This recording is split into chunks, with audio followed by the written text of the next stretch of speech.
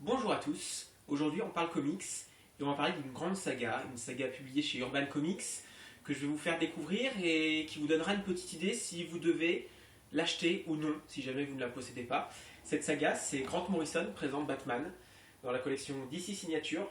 C'est une collection qui compte 8 tomes plus un dernier tome qui est le tome 0, ce qui fait donc un total de 9 tomes proposés pour un prix environ entre 21 et 22 euros le volume, ce qui n'est pas un petit investissement, puisqu'au final vous en aurez pour un peu plus de 200 euros. Alors, que dire de cette collection? C'est une collection, tout d'abord, que je ne recommande pas à des gens qui débutent l'univers Batman. C'est une saga un peu complexe, une saga qui fait intervenir de nombreux personnages et qui s'apprécie justement parce qu'elle fait référence à des histoires passées de Batman et à des personnages passés, présents, futur, puisqu'elle introduit de nouveaux personnages, de cet univers qui est le Batverse. Alors, tout d'abord, on va commencer avec le commencement, c'est-à-dire le tome 1. Et évidemment, j'ai le tome 6 dans les mains, donc ça va pas aller. Alors, le tome 1, qui est celui-ci, qui est le premier sorti et qui reprend les premiers épisodes du run donc, de Grant Morrison à l'écriture, et avec des artistes différents pour ce qui est des dessins. Nous avons pour celui-ci essentiellement du Andy Kubert et du J.H. Williams 3, mais essentiellement Andy Kubert. Il reprend les épisodes ici, puisque les séries vont changer au fur et à mesure des tomes. On n'aura pas forcément, on a du Batman et Robin, du Batman Inc., Incorporated, donc ça change. On commence ici avec du Batman, c'est-à-dire qu'on est vraiment sur les épisodes Batman, puisque ici on commence avec les épisodes 655 à 658 de Batman, dessiné par Andy Kubert. Je résume rapidement ce tome 1. Ce tome 1 introduit un nouveau personnage qui est Damian Wayne, le fils de Bruce Wayne et de Talia al Ghul.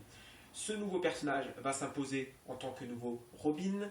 Il va devoir apprendre à respecter et surtout ne pas tuer les gens, puisqu'il a été élevé par des assassins qui a pour habitude de tuer les gens et de ne pas les arrêter. Un tome donc très intéressant qui nous montre cette rencontre entre les deux et qui ensuite va opposer Batman à trois mystérieux Batman, justement, d'autres Batman. Je vous montre quelques images. Et dans le même temps, la vie privée de Bruce va un peu être modifiée puisqu'il aura une nouvelle romance avec une jeune femme. Donc vous en apprendrez plus sur ce tome. Beaucoup d'action, de très bons dessins. Andy Kubert est très très bon. C'est un des meilleurs tomes graphiquement sur cette collection entière. Et à la fin, nous avons donc un épisode un peu différent qui va introduire une grande menace qui sera présente vers, on va dire, la moitié de toute cette collection, c'est-à-dire la moitié des tomes, 4 tomes sur 5 qui seront là, 4 tomes sur 9 plutôt, ils seront là. C'est le Gant Noir, une organisation criminelle dirigée par le docteur Hurt et qui a pour but de faire tomber Batman et Bruce Wayne. Voilà pour le tome 1. Ensuite, on passe au tome 2. Le tome 2 s'appelle Batman RIP. Il va justement opposer pleinement ce que je viens de vous dire, Batman au Gant Noir, cette organisation criminelle introduite dans les derniers épisodes du tome 1, puisque chaque tome, en fait, à la fin, introduit en quelque sorte la suite. C'est bien découpé. Il y a une sorte de cliffhanger à la fin du volume qui vous pousse à acheter le suivant. Donc dans ce tome 2, on retrouve toujours Grant Morrison, ça ne changera pas. Au dessin, nous avons du Tony Daniel et du Ryan Benjamin. Énormément de Tony Daniel sur ce volume-là. Nous avons les épisodes, cette fois-ci, de... alors on a tout d'abord l'épisode 52, la série qui durait sur un an. Et ensuite, que je ne vous dise pas de bêtises, nous avons les épisodes de Batman. De Batman, toujours. Voilà. Donc les épisodes de Batman, je vous montre quelques illustrations. C'est du Tony Daniel essentiellement, mais pas que. Il y a du Ryan Benjamin. Visuellement, c'est toujours très plaisant. Alors j'essaie de trouver des planches un peu plus intéressantes. Voilà, comme celle-ci. Il y a du bon boulot au niveau du visuel et l'histoire est très intéressante. C'est-à-dire que ce volume 2 est vraiment très très bon. Le 1 l'était aussi et celui-là aussi. Donc pour le tome 2, je ne vous cacherai pas je ne vous dévoilerai pas plutôt les secrets de l'histoire. Mais très bonne histoire qui peut se lire à part du tome 1. C'est-à-dire que si vous n'avez pas ce tome 1, vous pouvez lire le tome 2 tout seul. Ça passera très bien. D'accord? C'est un peu complexe, mais ça passe. On passe ensuite au tome 3. Le tome 3, nouveau masque. Superbe couverture. C'est la couverture, quand je suis tombé dessus, Je me rappelle à l'époque quand je l'ai acheté, j'étais waouh, la couverture de Frank Quitely, et pourtant c'est pas un artiste que j'adore, que j'aime vraiment, mais là franchement il m'a bluffé. Donc le tome 3, vous le voyez, Robin est de retour, il a disparu dans le tome 2, il n'est pas dans tous les tomes, Damian Wayne, il est dans le tome 1, puis dans le tome 3, entre les deux, sa mère l'a récupéré, Talia. Et ce Batman que vous voyez n'est pas Bruce Wayne, c'est Dick Grayson, alias Nightwing, et le premier Robin. Il va donc faire suite à un événement qui n'est pas ici dans cette série, puisque ça n'a rien à voir, ce n'est pas Grant Morrison qui l'a fait, c'est Battle for the Call, qui retrace donc la bataille qui a eu entre les trois Robins, Dick Grayson, Tim Drake et Jason Todd, pour obtenir la cape de Batman. Batman qui, vous le verrez à la fin du tome 2 précédent, puisqu'à chaque fois on fait un petit cliffhanger, est supposé mort. Donc ici au dessin du Frank Quitely, comme le montre la couverture, et du Batman et Robin, c'est-à-dire qu'on quitte les épisodes de Batman pour des épisodes de Batman et Robin. On a changé de titre. Une nouvelle menace, le professeur Pig, qui est introduit ici dans ce livre, et toujours d'autres personnages, Sexton, un mystérieux personnage tout habillé de noir et des lunettes de soleil, dont on découvrira la vraie identité uniquement dans le tome 6, ce qui veut dire que pendant 3 tomes, on ne sait pas qui il est. Retour du Red Hood. Red Hood, peut-être que vous connaissez. Si vous ne connaissez pas, allez lire Batman Killing Joke. Ou lisez Batman Year One, Zero Year. Mais le mieux, c'est de lire Killing Joke. Voilà, je vous montre des dessins. Donc vraiment, là, c'est de l'aventure. De la pure aventure, un peu du mainstream. C'est vraiment de belles aventures dessinées par Frank Quitely en forme. Voilà, c'est les aventures de Batman et Robin, le duo dynamique. Et vraiment, là, c'est le duo dynamique. C'est-à-dire que moi, mon duo préféré, c'est Dick Grayson et Damian Wayne. C'est mieux que du Bruce Wayne et du Damian Wayne. C'est mieux que du Bruce Wayne et du Dick Grayson. C'est mieux que du Bruce Wayne. Je ne vais pas tout énumérer les combinaisons. C'est mon duo préféré, le duo magique. Et voilà, c'est Dick Grayson vraiment qui va montrer la voie davantage que Bruce à Damian pour devenir un vrai héros. Tome 4. Tome 4, il est un peu à part. Il est plus gros que les autres. Et c'est le moins beau. C'est le moins intéressant. Le tome 4, j'ai l'impression que c'est un tome pour remplir. On peut dire, allez, on va faire un 4e tome. Donc on commence déjà par les épisodes qui font lien avec Final Crisis, qui est un event d'ici, et qui nous montre donc comment Batman a disparu après avoir combattu Darkseid. Donc on revient un peu sur une enquête paranormale, comment il a été torturé par Darkseid. Donc en fait ça se passe en parallèle ou avant le tome 3, c'est un peu complexe au niveau temporel aussi, hein. C'est du Grant Morrison. Ensuite on a une petite histoire qui n'a rien à voir, qui met en scène plusieurs Batman, 3 essentiellement.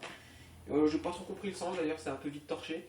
Et donc on a une aventure avec Bruce Wayne, on en a une où c'est Dick Grayson, et on en a une où c'est Damian Wayne, qui porte le costume de Batman, hein, je rappelle.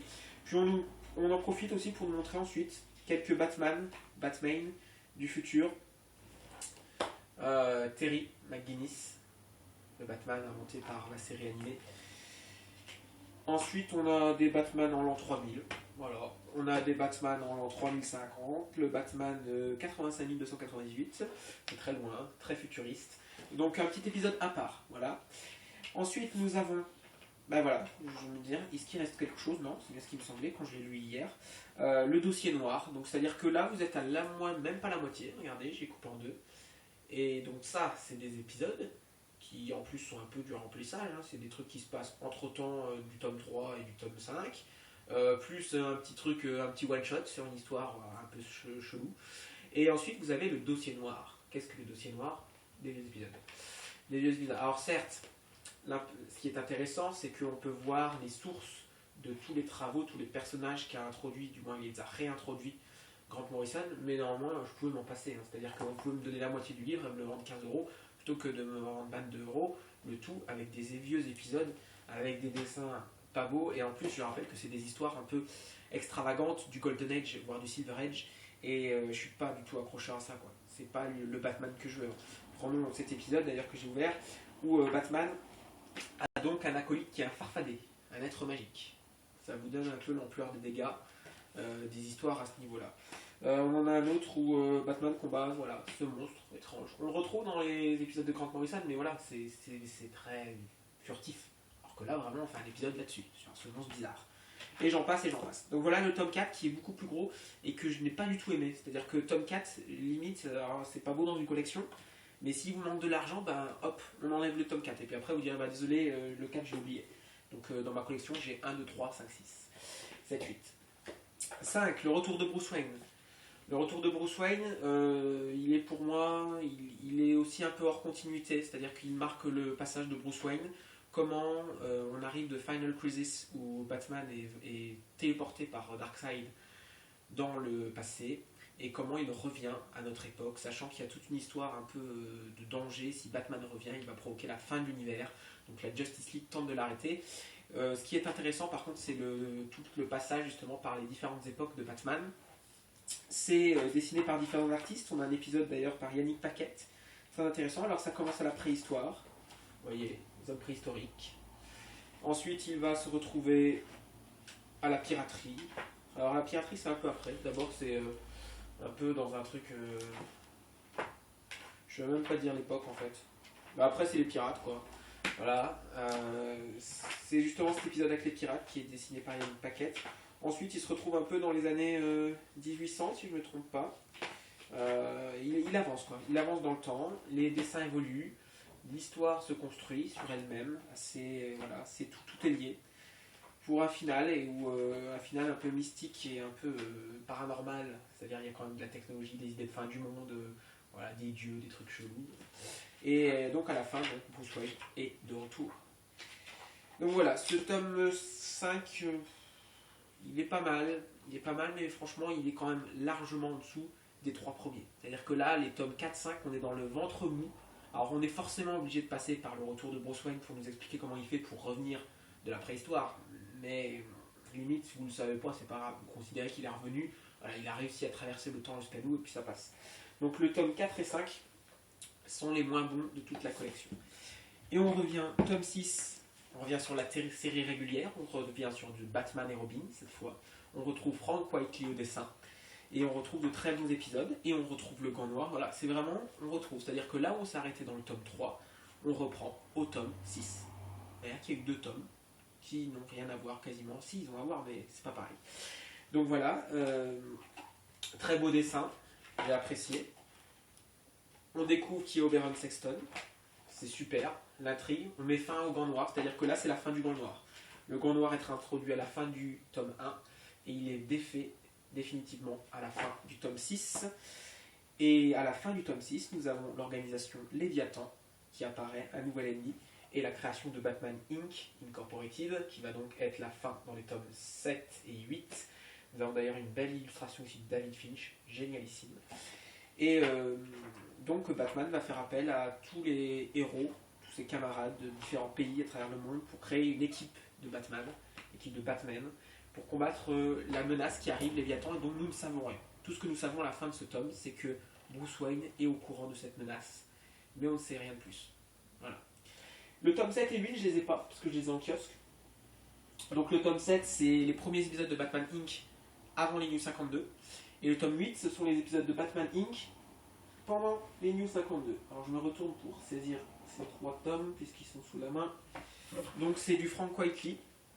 Voilà. C'est la série Batman Incorporated.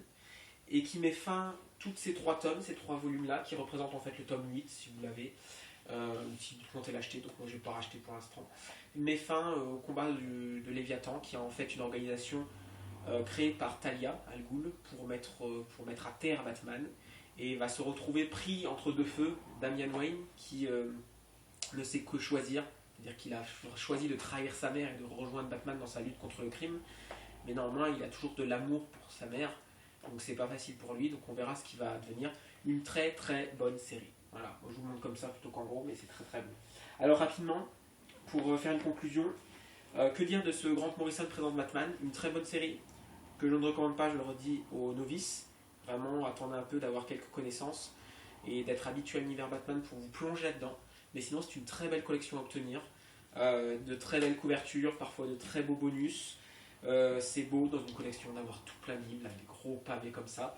Et par contre, au niveau de la qualité, donc qu'est-ce que je peux dire, c'est que l'essentiel, ce qui est important, c'est moi ce que j'ai préféré, c'est la présence de Damian Wayne dans ces tomes. Et c'est pour ça que mes tomes préférés sont le tome 1, l'introduction de Damian, le tome 3, ses débuts avec Dick Grayson en tant que Batman et Robin, et le tome 6 et 8. Donc le tome 6, on retrouve du Damian Wayne avec Dick Grayson à nouveau pour combattre le Gant Noir et le retour de Bruce Wayne. Et le tome 8, Batman Inc., où cette fois c'est Damian avec Bruce Wayne. Donc les tomes 1, les tomes 3, les tomes 6 et les tomes 8 sont les meilleurs. Le tome 2 est très bon aussi, puisque le tome 2 introduit le Gant Noir. Il montre toute une véritable histoire démentielle, géante de Batman. Et par contre, si vous deviez faire abstraction de tomes, si ça ne vous dérange pas d'avoir des trous dans la collection, vous pouvez laisser de côté le tome 4, le tome 5 et le tome 7. Le tome 7, le Batman Incorporated pré-New 52, est aussi quelque chose dont on peut se passer. Ça ne posera pas de problème si vous n'avez pas ça. Ça ne vous manquera pas pour comprendre l'attaque du Léviathan. C'est juste que vous n'aurez pas comment Batman a créé son organisation. Il a été recruté, il va dans tous les pays, il va recruter des gens. Voilà. Il va au Japon, il va en France, il va partout pour faire une équipe de Batman. Si vous n'avez pas ça, au pire, c'est pas très grave. Donc voilà, Grant Morrison, c'est quand même une grande saga. Il a marqué l'histoire de Batman. C'est récent, hein, donc dire ça, c'est un peu bizarre. Ça date même pas d'il y a 10 ans. Mais pour autant, voilà. Si c'est dans la DC signature, vraiment, c'est qu'il y a une raison. Donc voilà pour Batman DC signature. Grant Morrison présente Batman. J'espère que cette vidéo vous aidera si vous aviez envie de l'acheter et vous ne saviez pas trop est-ce que je dois commencer ou pas, puisque c'est un budget. Voilà, on se retrouvera bientôt pour ce genre de vidéo, pour ce genre de gros pavés. Je pense par exemple à Knightfall, on pourra parler de No Man's Land, toutes ces grosses séries où on les achète et on se dit est-ce que je me lance ou pas. Voilà, moi c'est la question que je me pose avant de dire ça, est-ce que je vais acheter, parce qu'il y a quand même un certain nombre de tomes, 3, 4, 5, 6, 7, 8, 9, et donc voilà, il y a un prix à mettre et on n'a pas envie d'être déçu. D'ici là, portez-vous bien, ciao.